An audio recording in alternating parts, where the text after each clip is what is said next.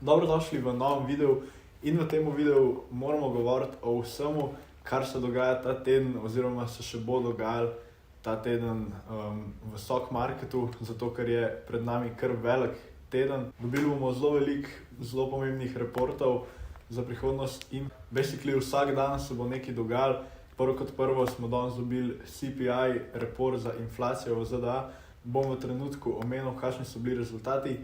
In pa jutri dobimo PPI report za inflacijo, se pravi Producer Price Index, in pa pol zvečer dobimo še odločitev Federal Reserve, če bojo zvišali obrestne mere ali ne. Poleg tega v četrtek tudi Evropska centralna banka zvišuje obrestne mere in pa pol v petek dobimo še Retail Sales report. Tako da ja, je kar pester in pomemben teden pred nami. Veliko bearsov govori, da bomo ta teden končno dobili Fed rug pull. Veliko bullsov govori, da v bistvu bo se ta teden zgodil končno ta Federal Reserve pause in da grejo tukaj naprej marke samo še gor, čeprav se je to tudi do zdaj dogajalo letos. Ampak dajmo si najprej pogledati, kaj smo dobili danes pri CPI reportu. Več ali manj vse je prišlo kakor pričakovano. In sicer month over month inflacija je bila 0,1%, to je bilo enako kakor expectations, medtem ko year over year je bila 4,0, tukaj je bilo expected 4,1, se pravi dosti manj kakor prejšnji mesec, ki je bilo 4,9 in to je tudi najnižja year over year inflacija, ki smo jo videli v 2 letih. Core inflacija je pa prišla na 0,4 month over month in pa 5,3 year over year. Zdaj tukaj pri inflaciji ne bi rad preveč dolgo govoril o tem, pomemben je, da je še vedno zelo k tej inflaciji prispeval housing inflation, ki je še vedno dosti visok, tako da to vemo, da enkrat bo mogel padati, tako da to so v bistvu dobre novice.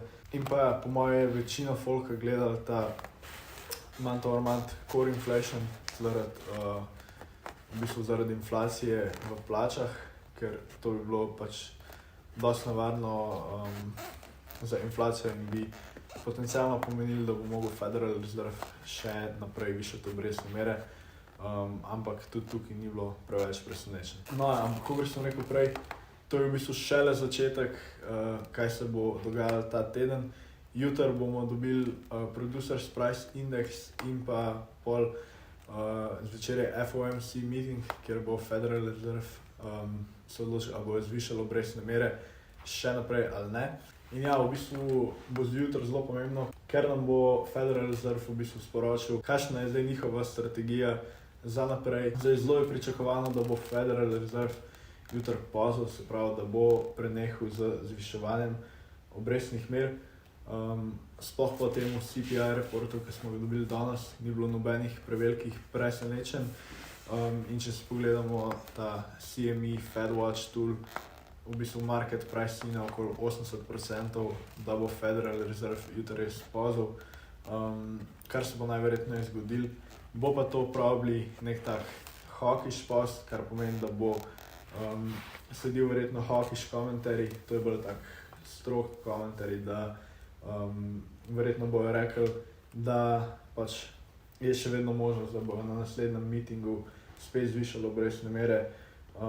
In pa v bistvu jutri nam dajo tudi nov SEP, Summary of Economic Projections, in to je v bistvu še eno orodje, s katerim nam lahko pokažejo, da pač v prihodnosti še vedno lahko sledi dosti taka restriktivna politika, a ne. Ja, v bistvu, da ne bo folk ratov preveč excited. No, in če vprašate mene, jaz isto mislim, da se bo to probably zgodilo, da dobimo skoraj sigurno jutri pause, zdaj če ne bo nekih ful velikih presenečenj pri PPI reportu. Predtem se mi zdi, da je zdaj trenutno dosti tega disinflationary procesa, da ne rab v bistvu Fed še naprej škoditi ekonomiji, zvišanje obrestnih mer, po mojem se tudi oni tega ne želijo. Je pa v četrtek še ECB hike, se pravi Evropska centralna banka ima isto v četrtek ta meeting, oni pa pričakujejo, da bojo zvišali obrestne mere za 0,25%. Na zadnje v bistvu v petek dobimo še retail sales report, ki probably ne bo spet preveč vplival na market, glede na to, da je FOMC meeting jutri. Čeprav je rekel Jay pa v preteklosti že, da če je tako FOMC meeting direkt pred nekim reportom, da kdaj dobijo prej likane te reporte, ampak ja, v bistvu se mi ne zdi, da bo to preveč vplivalo. Tako da ja, v bistvu, če malo summarizamo, jutri pričakujem jaz poz, najverjetneje z nekimi hawkish komentarji, da lahko sledi hike julija.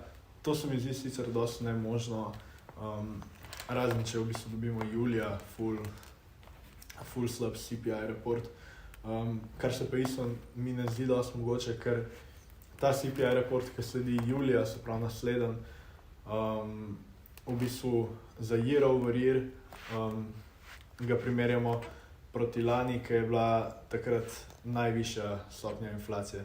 Tako da, če vzamemo to v upoštev in da housing inflation je še vedno dosti visok, se mi zdi, da ne bo prevelikih presenečenj, ampak ja, do takrat je še dosti dolga.